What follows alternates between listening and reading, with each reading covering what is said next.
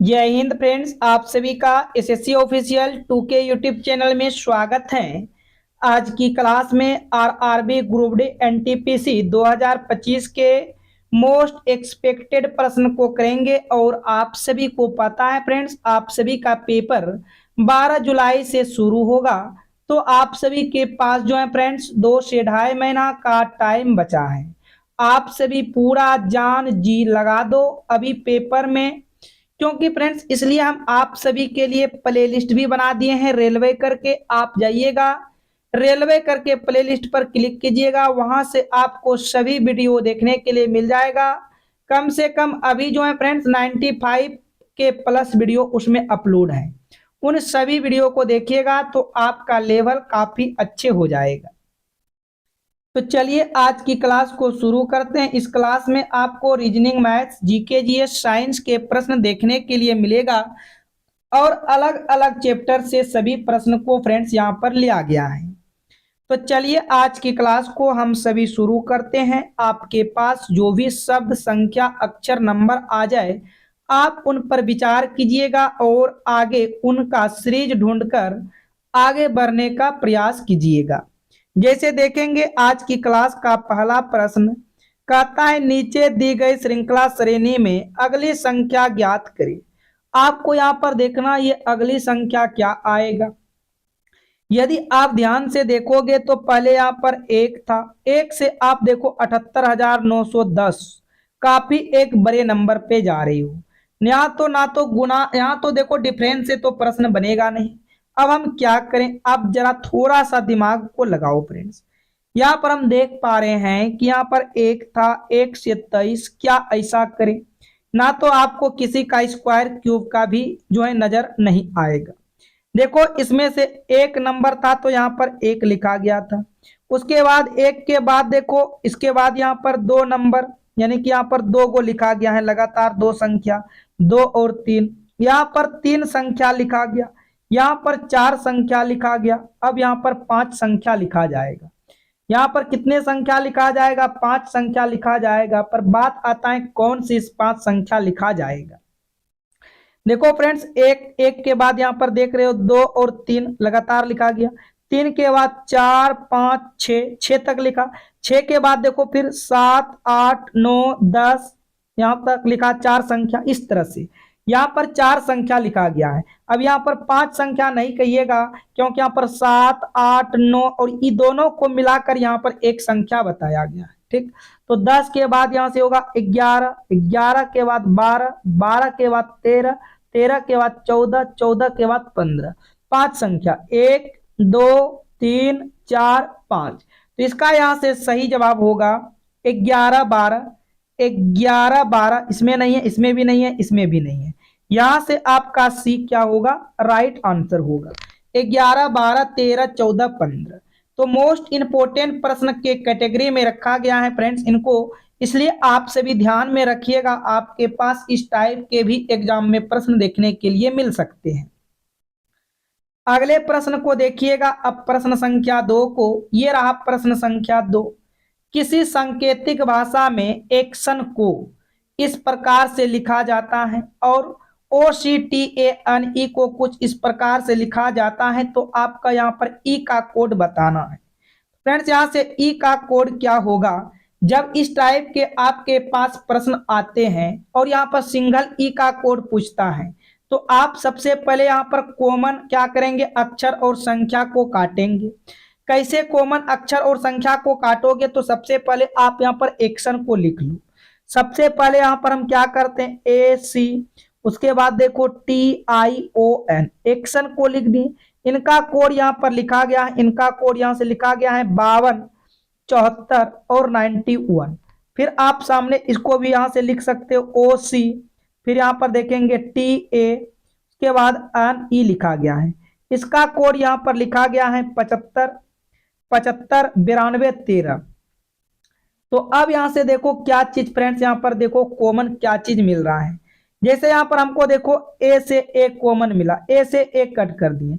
उसी प्रकार यहाँ से 5 से 5 मिला कॉमन, तो 5 से 5 कट कर दो। यहाँ से हम देखें सी से सी कॉमन मिला, तो सी से सी कट कर दिए। यहां से 2 से 2 कॉमन मिला, 2 से 2 को कट कर दिए। टी से टी कॉमन मिला, टी से टी कट कर दिए। 7 से 7 कॉमन मिला, 7 से 7 कट कर दिए।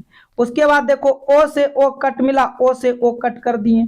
इधर यहाँ पर 9 से 9 कट मिला, 9 से 9 कट कर दिए। उसके बाद अन से अन कॉमन मिला, अन से अन कॉमन कट कर दिए। यहाँ से 1 से 1 को कट कॉमन कर दिए। अब यहाँ पर देखो एक बच गया आई, यहाँ से आई का कूट यदि पूछता तो आई का कूट यहाँ से 4 होता। और आपसे इधर देखो ई का कूट पूछा है तो ई का कूट यहाँ से क्या होगा, 3 होगा। यहाँ पर 3 बचा है तो आपका ई का कूट क्या होगा फ्रेंड्स, 3 हो जाएगा। यहां से आपका डी राइट आंसर होगा। डी क्या हो जाएगा, बिल्कुल सही जवाब हो जाएगा प्रश्न संख्या 2 का। चलिए आगे की ओर बढ़िएगा, प्रश्न संख्या 3 को देखते हैं। अब ये रहा प्रश्न संख्या आपका 3। निम्नलिखित विकल्पों में से संबंधित संख्या को चुनिए। यहां से आपको संबंधित संख्या को चुनना है फ्रेंड्स। देखो 29 का संबंध 18 के साथ है, तो 39 का संबंध किनके साथ होगा। तो फ्रेंड्स हम यहाँ पर क्या करें, 29 से कि 18 हो जाए। यदि हम यहाँ पर अंतर देखेंगे, 9 में से 8 गया 1 और इधर 1, -18 का यहाँ पर -11 का अंतर है। उसी प्रकार आप यहाँ भी 11 अंतर करेंगे तो यहाँ पर आपका 28 आएगा। लेकिन हम कहीं भी देख रहे हैं विकल्प में फ्रेंड्स 28 नहीं है। तो यहाँ से अब कुछ अलग लॉजिक लगाइएगा। अलग लॉजिक देखो यहाँ से क्या लगाते हैं फ्रेंड्स, इन दोनों नंबरों को हम क्या करते हैं, गुना कर देते हैं। जब इन दोनों नंबरों को गुना करेंगे, 2 गुना 9 करेंगे, यहाँ से देखिएगा इन दोनों नंबरों को आपस में गुना कर देते हैं। ठीक है, 2 गुना 9 करेंगे तो 2 9 के 18 हो जाएगा। उसी प्रकार इन दोनों नंबरों को आपस में यहाँ से गुना करेंगे, 3 गुना 9 करेंगे तो 3 9 के 27 या 9 तिया के 27। और यहाँ पर देखो विकल्प में दिया गया है तो आपका यहाँ से सही जवाब 27 होगा। आपका सही जवाब यहाँ से क्या बनेगा फ्रेंड, 27 बनेगा। तो प्रश्न संख्या 3 का आंसर डी राइट होगा। चलिए अगले प्रश्न की ओर बढ़िएगा, प्रश्न संख्या 4 को देखिएगा। और हाँ फ्रेंड्स, यदि आप सभी को प्रश्न समझ में आ रहा है तो आप सभी वीडियो को लाइक कीजिएगा। चैनल पर पहली बार आए हो चैनल को सब्सक्राइब करके बेल आइकन घंटी को ऑल कीजिएगा। मेरे साथ आप क्लास के टाइम टेबल के अनुसार जुड़ना चाहते हैं 5 AM 11 AM और फ्रेंड्स शाम के 7 PM, इन 3 क्लास के साथ आप डेली जुड़ सकते हो यदि आपको 2025 में सिलेक्टेड होना है तो नहीं तब तो फ्रेंड्स आप आओ सनम जाओ सनम, कोई बात नहीं है। तो चलिए यहां से देखते हैं प्रश्न संख्या 4 को। कहता है उस वेन आरेख का चयन करें जो दिए गए वर्गों के बीच के संबंध को सही ढंग से निरूपित करेगा। आपके पास कुछ यहाँ से शब्द दिया गया है, जैसे यहाँ पर आप देखेंगे शब्द हैं आदमी, पिता, डॉक्टर। सबसे पहले हम यहाँ से आदमी का डायग्राम बना लेते हैं। ये आदमी का डायग्राम बनाएं। अब हम पिता का डायग्राम बनाएंगे। पिता का डायग्राम बनाने से पहले देखेंगे क्या पिता और आदमी में कोई संबंध है। देखो जितने भी आदमी होगा वो सारे पिता क्या होगा, आदमी के अंतर्गत आएगा। सारे पिता आदमी के अंदर आ गया। अब हम बनाएंगे यहाँ से डॉक्टर का डायग्राम। डॉक्टर का डायग्राम बनाने से पहले देखेंगे क्या ये डॉक्टर जो है पिता और आदमी से किसी प्रकार से कोई संबंध बना रहा है क्या। देखो फ्रेंड्स, डॉक्टर कुछ पिता भी होते हैं और कुछ आदमी भी होते हैं, लेकिन सारे आदमी डॉक्टर नहीं होते हैं, सारे पिता डॉक्टर नहीं होते हैं। तो यहाँ पर कुछ वाले हिस्सा इस तरह से हो जाएगा। तो आपका यहाँ से विकल्प सी राइट आंसर होगा। सॉरी माफ करना, विकल्प बी आपका राइट आंसर होगा। यहां से आपका बी क्या हो जाएगा, बिल्कुल करेक्ट आंसर होगा प्रश्न संख्या 4। उम्मीद करते हैं आप यहां तक प्रश्न को समझ चुके हो। नेक्स्ट प्रश्न की ओर बढ़िएगा, प्रश्न संख्या 5 को देखते हैं। निम्नलिखित विकल्पों में से असंगत को पहचान करें। यहां से आपको असंगत की पहचान करना है। 4 विकल्प हैं आपके पास, बताओ इनमें से कौन असंगत है। देखो फ्रेंड्स, स्कूटर, स्कूटर को क्या कहा जाता है, तो स्कूटर को वाहन कहा जाता है। ठीक है, फिर आगे त्रिभुज, त्रिभुज को क्या कहा जाता है, आकृति कहा जाता है, ये भी ठीक है। आगे ब्रिक, ब्रिक को क्या कहा जाता है, ब्रिक को अंग कहा जाता है, ये भी ठीक है। क्या आगे देखो, आगे फल, क्या फ्रेंड्स फल को सेब कहा जाता है। ये देखो उल्टा दे दिया, फल को सेब, जबकि देना चाहिए इधर से दे दिया, इस तरह से सेब को फल कहा जाता है। ये देखो उल्टा दे दिया, तो यही आपका सबसे अलग होगा। ठीक है, यहाँ पर सेब को फल कहा जाता है, फल को सेब नहीं कहा जाता है। अब बहुत सारे फल हैं, अब कहा फल को बोलोगे सेब बोलोगे, सेब को फल कहा जाता है। इसलिए यहां से आपका सबसे अलग और भिन्न क्या होगा, डी होगा। सबसे अलग और भिन्न यहां से डी हो जाएगा फ्रेंड्स। तो हम उम्मीद करते हैं आप सभी यहां तक प्रश्न को समझ चुके हो। नेक्स्ट प्रश्न की ओर बढ़ते हैं। यह रहा प्रश्न संख्या 6। नीचे दी गई आकृति में प्रश्न चिन्ह के स्थान पर लुप्त संख्या ज्ञात करें। आप ध्यान से देखिएगा, आपको लुप्त संख्या यहां पर दिखाई दे रहा है। तो फ्रेंड्स अब क्या लॉजिक आप लगा सकते हो, जरा थोड़ा सा आप लॉजिक लगाओ। यदि हम यहाँ से 9 और 3 को आपस में गुना कर देते हैं तो यहाँ से हमें 27 मिल जाते हैं। 9 और 3 को आपस में गुना करते हैं तो 27 मिलते हैं।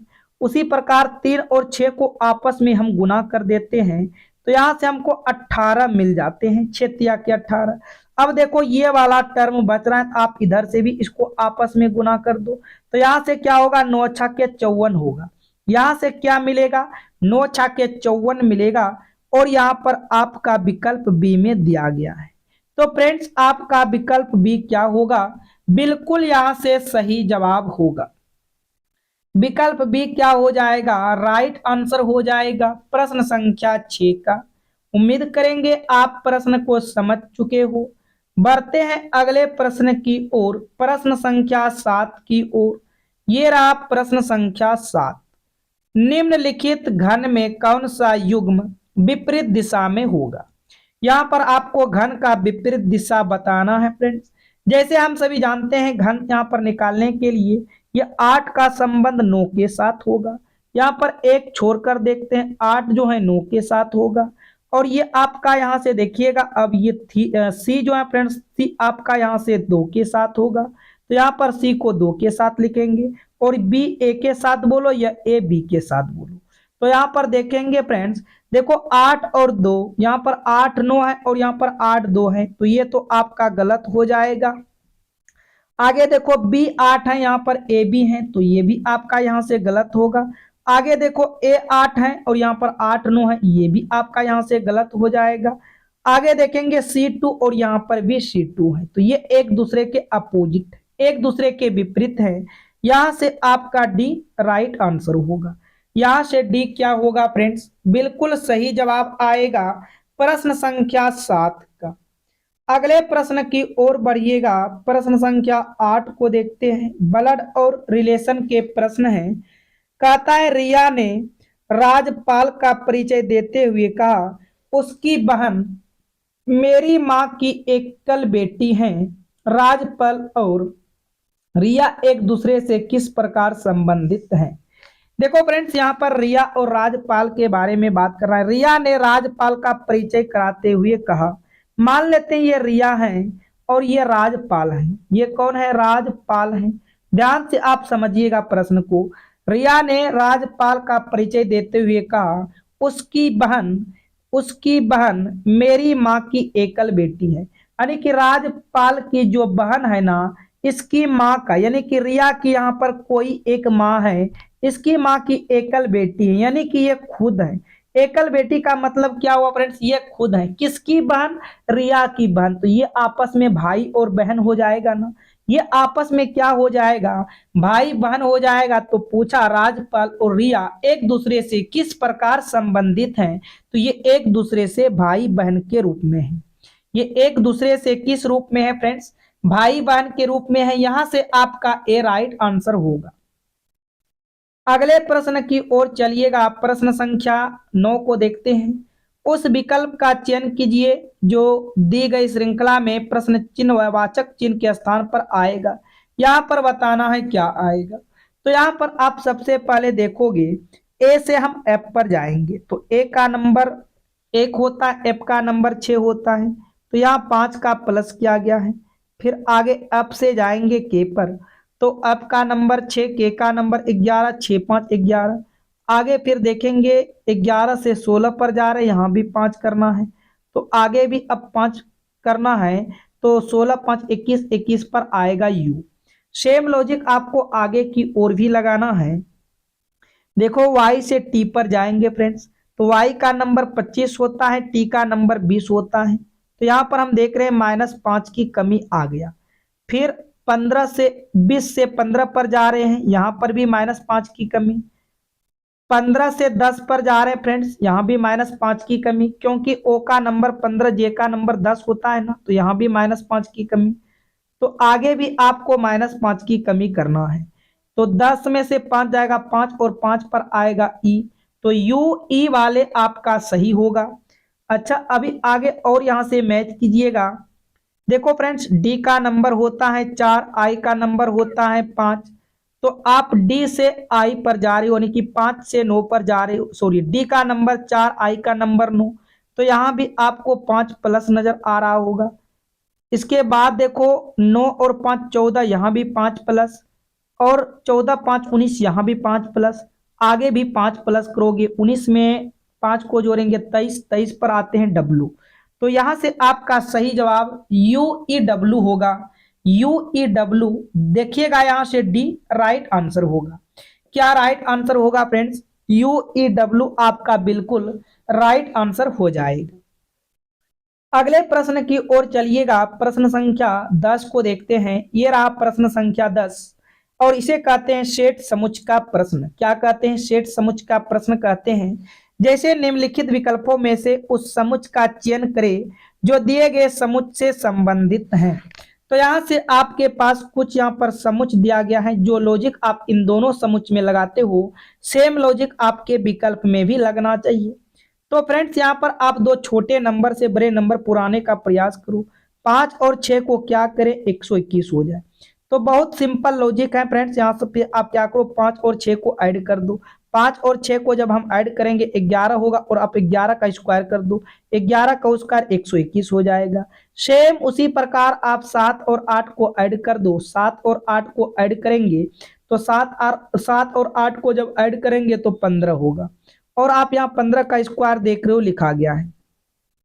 तो यहां से विकल्प में भी वही लॉजिक लगाना है।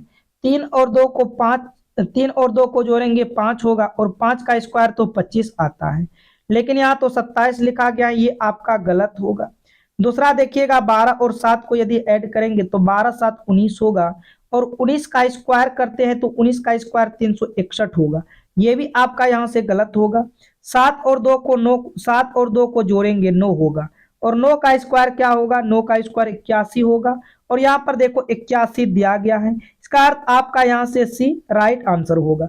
चाहो तो आप चेक कर सकते हो इसको भी। 15 और 4 को जोड़ेंगे फिर होगा 19, 19 का स्क्वायर यहाँ से आपका 361 होता है, ठीक है। लेकिन यहाँ से आपका जो लॉजिक आपने सेट समुच्चय में लगाए, वह लॉजिक आपका विकल्प सी में लग रहा है। जो लॉजिक आपने सेट समुच्चय में लगाए हैं फ्रेंड्स, तो वह लॉजिक आपका कहां पर लग रहा है, तो आप कहिएगा विकल्प सी में लग रहा है। चलिए अगले प्रश्न की ओर बढ़िएगा। प्रश्न संख्या 11 को देखते हैं। ये रहा प्रश्न संख्या 11। किसी एक साधारण वर्ष में कितने दिन होते हैं? तो फ्रेंड्स, यहां से आप जवाब दीजिएगा, किसी एक साधारण वर्ष में कितने दिन होता है।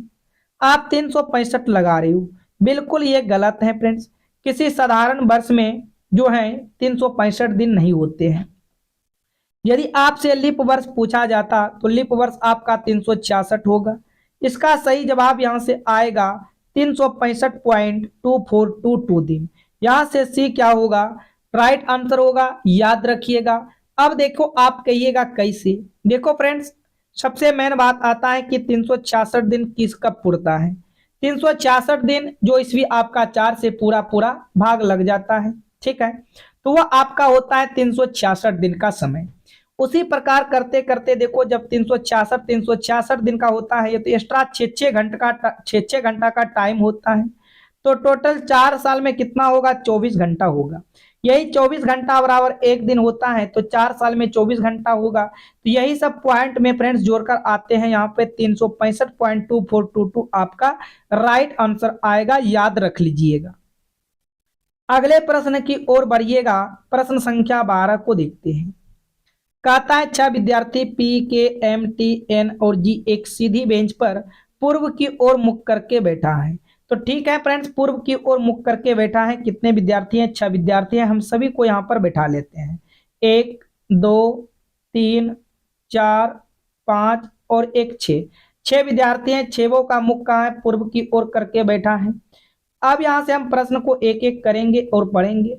आप जानते हो ना फ्रेंड्स, यदि पूर्व की ओर करके बैठा है तो इसका बायां ऊपर की तरफ होगा और दायां यहां से नीचे की तरफ होगा। इनको भी थोड़ा सा आप ध्यान में रखिएगा ताकि आपको दिक्कत नहीं हो। अब प्रश्न आपका मेन है, इस जगह से स्टार्ट होता है। क्या कहता है? के और टी जो है जी के ठीक बगल में बैठा है। तो इसको हम पहले इसी लाइन पे बैठा लेंगे, फिर ऊपर में बैठा सजा देंगे फ्रेंड्स। क्या बोला? के और टी जी के बगल में बैठा है। तो जी के बगल में बैठने का मतलब होगा जी को यहाँ पर बैठा लेंगे, टी को यहाँ पर बैठा लेंगे, के को यहाँ पर बैठा लेंगे। हो सकता है इसका स्थिति अभी बदल भी सकता है। ठीक है फ्रेंड्स, इसका स्थिति यहाँ से बदल भी सकता है। के और टी ठीक जी के बगल में बैठा है। पी किसी एक सिरे पर बैठा है। पी जो है किसी एक सिरे पर बैठा है। मान लेते हैं यदि यह सिरा होता तो पी यहां पर बैठता। पी किसी एक सिरे पर बैठा है। एम के दाएं और चौथे स्थान पर है। अच्छा, एम के दाएं चौथे स्थान पर है। पी किसी एक सिरे पर बैठा है और एम के दाएं से चौथे स्थान। देखो इसमें यदि आप यहाँ पर बायां बनाओगे तो बायां ये साइड होगा और दायां आपका ये साइड होगा। ठीक है फ्रेंड्स, तो एम के दाएं से चौथे स्थान है। इसका मतलब आम यहाँ पर आ जाएगा, पहला दूसरा तीसरा चौथा। ठीक है, आम के दाएं से चौथे स्थान पर बैठा है। ये सभी बिल्कुल यहाँ से सही बैठा है। तो अब यहाँ से क्या पूछा? आम के बाईं और ठीक बगल में कौन बैठा है? अच्छा, तो यहाँ से अब देखिएगा फ्रेंड्स, 1 2 3 4 5 व्यक्ति बैठ गया है। अभी तक कौन सा व्यक्ति नहीं आया है? तो अभी तक हम देख सकते हैं कौन सा व्यक्ति नहीं आया है। तो यहाँ पर आपका यहाँ पर पी आएगा, यहाँ पर अब टी आ जाएगा, उसके बाद यहाँ पर जी, उसके बाद ये के, उसके बाद एम। अब कौन व्यक्ति 6 व्यक्ति में से नहीं बैठा है आप उनको बैठा लीजिएगा।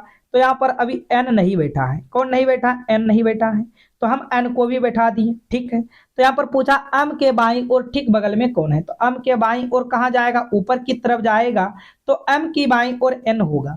यहां से आपका विकल्प ए राइट आंसर होगा। एम के बाईं और बगल में एन आ जाएगा, विकल्प ए करेक्ट हो जाएगा। अगले प्रश्न की ओर चलते हैं। प्रश्न संख्या 13 को देखिएगा। देखो कहता है यदि d भागा y बराबर 29 तथा h भागा t बराबर 28 लिखा है तो बताओ p भागा d का मान क्या होगा?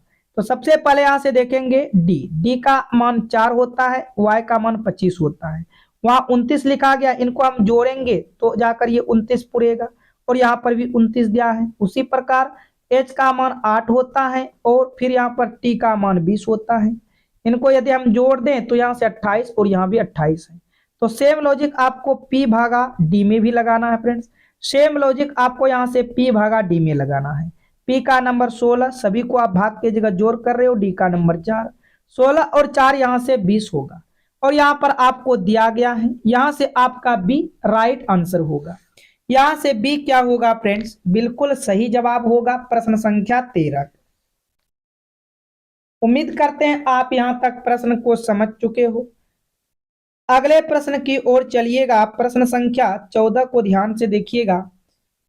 कहता है उस सही विकल्प को चुने जिसमें दी गई श्रृंखला के रिक्त स्थानों में उसी क्रम में रखने पर श्रृंखला तार्किक रूप से पूरी हो जाएगी। जब आपके पास इस टाइप के कभी भी प्रश्न आते हैं, आप यहाँ पर खाली स्थान और अक्षर को गिन लीजिएगा। जैसे यहां से देखेंगे 1 2 3 4 5 6 7 8 9 10 11 12 13 14 15 16 17 18 19 20। टोटल यहाँ से 20 मिला। अब 20 में किन किन संख्या से भाग जा सकता है? तो 4 से जा सकता है, 5 से जा सकता है। तो हम 5-5 का ग्रुप बना लेते हैं फ्रेंड्स। 12 सीरीज है तो 5-5 प्रकार का ग्रुप बनाएंगे। तो 5-5 प्रकार का ग्रुप बनाएंगे तो यहाँ से आप कट कर दो। 1 2 3 4 5 आगे 1 2 3 4 5 यहाँ से कट करो, फिर आगे 1 2 3 4 5 यहाँ से कट करो। तो हमने क्या क्या ग्रुप बना लिए। अब देखो यहाँ से मेन बात है क्या भरा जाएगा। यहाँ पर देख रहे हैं बी और के बीच में खाली है।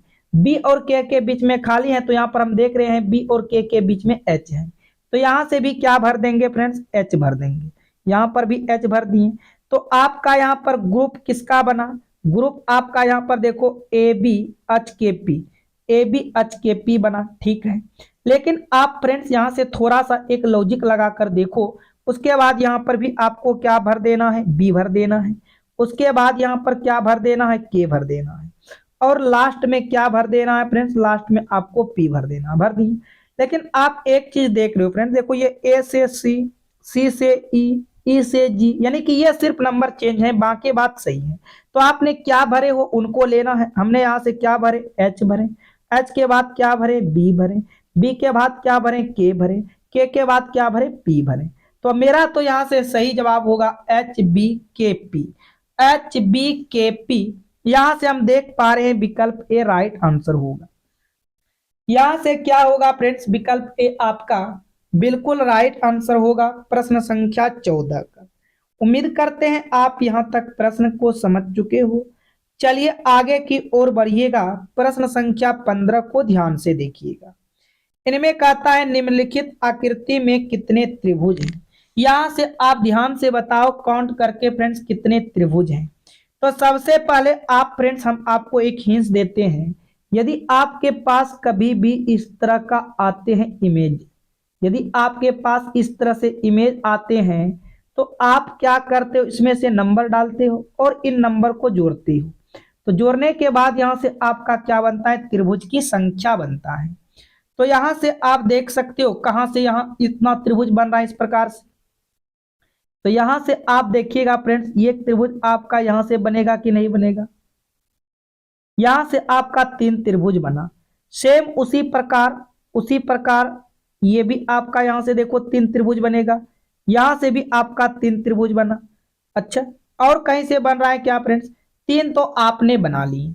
3 के बाद यदि हम यहां से कलर को चेंज करके आपको दिखाना चाहें तो ये देखिएगा फ्रेंड्स, यहां से ये रहा और फिर ये रहा और ये रहा। तो यहां से भी आपका तो 3 बनेगा। अच्छा, 3 यहां से बना। और कहीं से बन रहा है क्या, और यहां से देखिएगा आपका इस तरह से, इसमें से कितना बनेगा, 1 2 3। तो सभी को 3 2 5 1 6, यहां से आपका 6 बन गया। यहां से कितना बन गया फ्रेंड्स, 6 बन गया। तो कितना बन चुका है टोटल, आप यहां से देख सकते हो। कहीं कुछ गलत कर रहे हैं क्या फ्रेंड्स। अच्छा, 6 तो देखो फ्रेंड्स, हम 6 तो नहीं ले सकते हैं क्योंकि यहाँ पर हम काउंट भी कर चुके थे। इसको जरा हम हटाते हैं। यहाँ पर हम ये वाले को ले चुके हैं, ये वाले को हम पहले ही ले चुके हैं। तो अब यहाँ से आपका और फ्रेंड्स यहाँ पर क्या बनेगा, 3 बनेगा। कैसे 3 बनेगा, क्योंकि ये दोनों ले चुके हैं ना फ्रेंड्स। जब हम ये दोनों ले चुके हैं तो ये पूरा 1 बनेगा और एक ये 2 बनेगा। तो यहाँ से आपका 3 बनेगा। तो टोटल आपने यहाँ पर 12 त्रिभुज बनाए हैं। टोटल कितने त्रिभुज बनाए हैं, 12 बनाए हैं। क्या 12 के अलावा और कहीं बन रहा है क्या फ्रेंड्स। देखो यहाँ पर आपने 12 आपने ऐसे देखा, जैसे आप यहाँ पर देखिएगा 3 यहां से बनेगा, 3 यहां से बनेगा, 6 हुआ। 6 के बाद फ्रेंड्स आपका और कहां से बन रहा है, 6 के बाद देखिएगा, अब यहाँ ध्यान से, 6 के बाद एक बनेगा, ये 7 हुआ। 7 के बाद ये बनेगा, 8 हुआ। अच्छा, 8 बना लिए। 8 के बाद फ्रेंड्स ये आपका पूरा वाला, ये वाला देखिएगा, यहां से 9 हुआ। 9 के बाद और कैसे बन रहा है क्या, 9 के बाद, 9 के बाद आपका एक बनेगा, ये देखो यहां से 9 के बाद ये 10 हुआ, 10 हो गया। 10 के बाद और कहीं से बन रहा है क्या फ्रेंड्स, 10 के बाद एक आपका ये वाला भी तो बनेगा ना यहाँ से। 10 के बाद 11 हो गया। कितना हो गया फ्रेंड्स, 11 हो गया। 11 के बाद आपका एक ये वाला बन रहा है ना, ये वाला 12 हुआ। यहाँ से फ्रेंड्स 12 त्रिभुज बन रहा है। आपके हिसाब से कितना बन रहा है आप कमेंट कीजिएगा। यहाँ से मुझे तो लग रहा है कि इसमें से 12 त्रिभुज बनेगा। और ध्यान दीजिएगा फ्रेंड्स, जो बच्चे यहाँ से इस तरह से ये त्रिभुज बना रहे हो, ये त्रिभुज नहीं है, ठीक है। ये त्रिभुज आपका नहीं है, ये देखो सर्कल यहाँ से है, इसलिए आप इसको त्रिभुज में काउंट नहीं कर सकते हो। चलिए अब आगे की ओर बढ़ेंगे फ्रेंड्स। जीके जीएस का प्रश्न होगा जो कि काफी इंपॉर्टेंट सभी प्रश्न है। आप सभी यहाँ से जवाब दीजिएगा फ्रेंड्स, क्या इसका आंसर होगा। लेकिन उससे पहले फ्रेंड्स, आप सभी ने अभी तक वीडियो को लाइक नहीं किए हैं, वीडियो को लाइक करके चैनल को साथ में सब्सक्राइब जरूर कर लीजिएगा। तो चलिए आपसे स्टार्ट करते हैं। कहता है प्रतिवर्ती क्रियाओं का नियंत्रण केंद्र कहाँ पर है। तो प्रतिवर्ती क्रियाओं का नियंत्रण केंद्र जो है ये केशुरुक रज्जु में है। यहां से आपका भी राइट आंसर हो जाएगा केशुरुक रज्जु। आगे की ओर बढ़िएगा, देखिएगा कह रहा है वायु एवं जल की क्रिया द्वारा भूमि का हटाव कहलाता है। तो वायु एवं जल की क्रिया द्वारा भूमि का हटाव क्या कहलाता है? तो ये कहलाता है अपवर्तन। क्या कहलाता है फ्रेंड्स? अपरदन। यहां से आपका विकल्प ए करेक्ट हो जाएगा। अगले प्रश्न की ओर बढ़िएगा। हाइड्रो हाइड्रोफाइट कहते हैं। हाइड्रोफाइट किसे कहते हैं? तो हाइड्रोफाइट होता है फ्रेंड्स एक जलीय पौधा। क्या होता है? एक जलीय पौधा, जलकुंभी। यहां से विकल्प ए हो जाएगा सही जवाब। नेक्स्ट प्रश्न की ओर बढ़िएगा। निम्नलिखित में से कौन सा पौधा मरुविद्ध है? निम्नलिखित में से कौन सा पौधा मरुविद्ध है? इसका राइट आंसर होगा करील। यहां से आपका सी राइट आंसर होगा। आगे की ओर बढ़िएगा। सौर ऊर्जा का सबसे बड़ा यौगिककरण कौन है? सौर ऊर्जा का सबसे बड़ा यौगिककरण कौन है? तो हरे पौधे हैं। यहां से बी राइट आंसर होगा, हरे पौधे। अगले प्रश्न की ओर बढ़िएगा। एपीफाइट्स विद्युत अधिक विकसित होती हैं। ऐसे पौधे होते हैं जो अन्य पौधों पर निर्भर करते हैं। इसे कहते हैं यांत्रिक मदद हेतु। क्या कहते हैं फ्रेंड्स? आंतरिक मदद हेतु। यहां से डी आपका राइट आंसर होगा। अगले प्रश्न की ओर बढ़िएगा। रेगिस्तान में पैदा होने वाले पौधे कहलाते हैं। तो रेगिस्तान में पैदा होने वाले पौधे जोरोफाइटस कहलाते हैं। क्या कहलाते हैं? जोरोफाइटस। यहां से बी आपका राइट आंसर होगा। अगले प्रश्न की ओर चलिएगा फ्रेंड्स। धूल प्रदूषण रोकने के लिए उपयुक्त वृक्ष है। धूल प्रदूषण रोकने के लिए उपयुक्त वृक्ष है, तो इसका राइट आंसर होगा नीम। यहां से बी आपका राइट आंसर होगा। आगे की ओर बढ़िएगा फ्रेंड्स। वैश्विक तापमान के फल स्वरूप हो सकता है। वैश्विक तापमान के फल स्वरूप हो सकता है, तो इसका राइट आंसर यहां से होगा तट रेखा में परिवर्तन। यहां से बी क्या होगा? राइट आंसर होगा तट रेखा में परिवर्तन।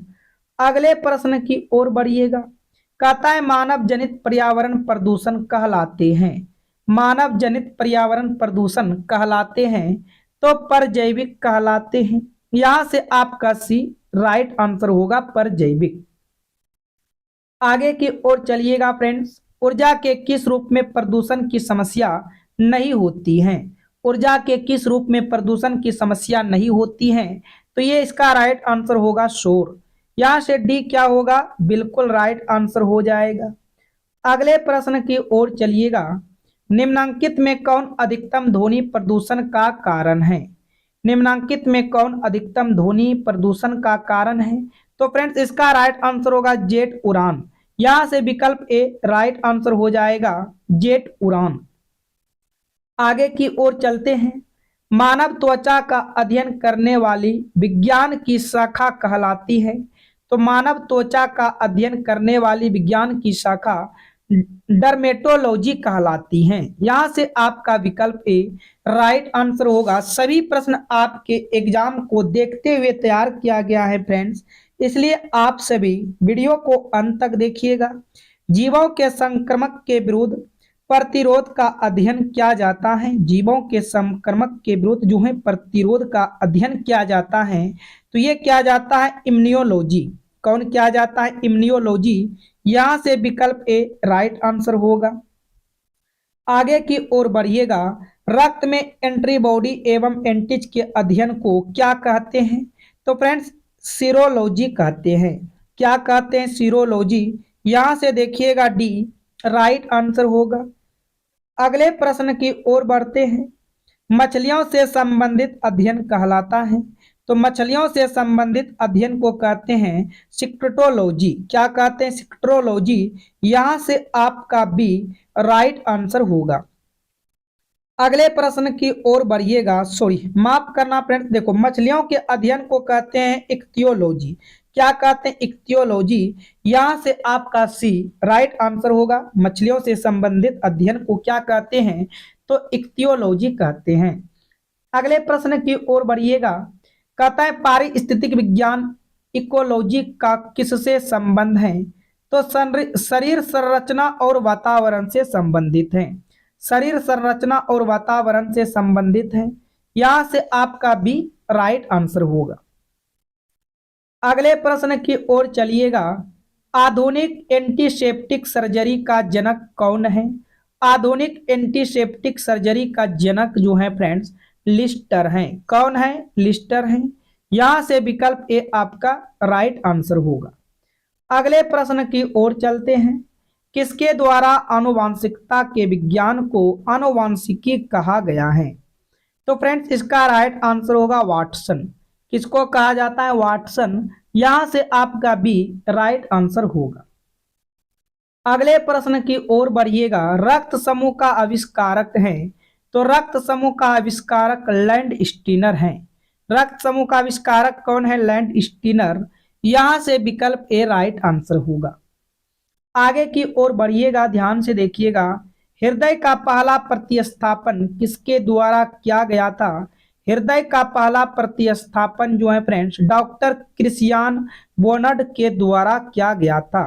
यहां से सी आपका राइट आंसर हो जाएगा। अगले प्रश्न को देखते हैं। विकास का सिद्धांत किसके द्वारा प्रतिपादित किया गया था? तो विकास का सिद्धांत का प्रतिपादित डार्विन के द्वारा किया गया है। किसके द्वारा किया गया है? डार्विन के द्वारा। यहां से बी बिल्कुल राइट आंसर होगा। नेक्स्ट प्रश्न की ओर बढ़िएगा। हिस्टोलॉजी शब्द का सर्वप्रथम प्रयोग किसने किया था? हिस्टोलॉजी शब्द का सर्वप्रथम प्रयोग किसने किया था? तो फ्रेंड्स मेयर ने किया था। किसने किया था? मेयर ने किया था। यहां से डी करेक्ट हो जाएगा। अगले प्रश्न की ओर बढ़िएगा। निम्नलिखित में से कौन सा उत्तक घाव भरने में सहायक होता है? तो एपिथेलियम उत्तक होते हैं। एपिथेलियमी उत्तक। यहां से बी आपका राइट आंसर होगा। अगले प्रश्न की ओर बढ़िएगा फ्रेंड्स। प्रश्न संख्या 55। निम्न में से कौन एक शरीर को गर्म रखने हेतु उत्तरदायी है? तो फ्रेंड्स ये इसका राइट आंसर होगा वसामय उत्तक। क्या होगा? वसामय उत्तक। यहां से विकल्प ए परम सत्य जवाब होगा। आगे की ओर चलिएगा। संवेदना का चालन शरीर के एक भाग से दूसरे भाग में किसके द्वारा होता है? तो इसका राइट आंसर होगा तंत्रिका उत्तक के द्वारा। किसके द्वारा होता है? तंत्रिका उत्तक के द्वारा। यहां से डी राइट आंसर होगा। अगले प्रश्न को देखिएगा फ्रेंड्स।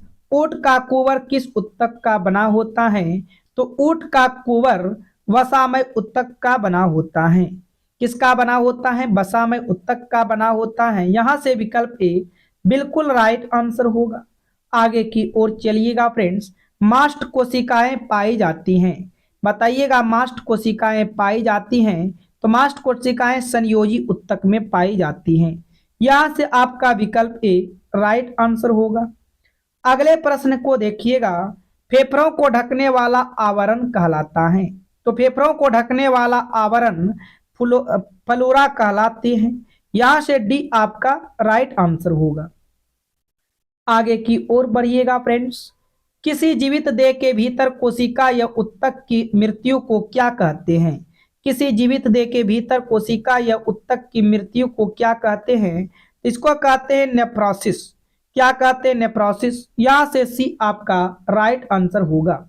चलिए फ्रेंड्स मैथ के इंपॉर्टेंट प्रश्न को देखना है और समझना है और आप सभी यहां से आंसर साथ में करते जाइएगा। देखो कहता है एक व्यक्ति ने एक वस्तु 20% की हानि पर बेची। यदि वह उसे 200 रुपए ज्यादा पर बेच पाता तो 5% का लाभ मिला होता। तद अनुसार उस वस्तु का लागत मूल्य कितना था? देखो हम सभी जानते हैं अपने आप में वस्तु हमेशा 100% होता है। यदि 100% की व्यक्ति वस्तु को आपने 20% की हानि पर बेच रहे हो तो आपने वस्तु को मात्र 80% पर बेचे हो। अब चाहते हो आप 100 की वस्तु को 5% लाभ कमाना तो आप यहाँ पर 105 पर वस्तु को बेचोगे। तो फ्रेंड्स आप जरा देखो 80 से 105 पर जा रहे हो कितना का अंतर है? तो आप कहिएगा 25 का अंतर है। यही 25 आपका किसके बराबर होगा? तो आपका यहाँ पर 200 के बराबर होगा। आपका ये 25% 200 के बराबर होगा। आपको यहाँ से 100% का मान निकालना है तो आप यहाँ से 100 गुना 200 गुना 100 कीजिएगा और बटे आप यहाँ पर 25 को लिखिएगा। 25 एकम 25, 25 चौके 100, 4 को 2 के साथ गुना करते हो 800। यानी कि वस्तु का लागत मूल्य क्या रहा होगा? तो वस्तु का लागत मूल्य 800 रुपए होगा। वस्तु का लागत मूल्य क्या होगा फ्रेंड्स? तो वस्तु का लागत मूल्य 800। यहां से आपका बी राइट आंसर होगा। अगले प्रश्न की ओर बढ़िएगा। प्रश्न संख्या 2 को ध्यान से देखिएगा। ठीक है फ्रेंड्स, देखो कहता है 30% एल्कोहल विलयन के 6 लीटर में 1 लीटर शुद्ध एल्कोहल मिलाने पर विलयन में जल का कितना प्रतिशत होगा?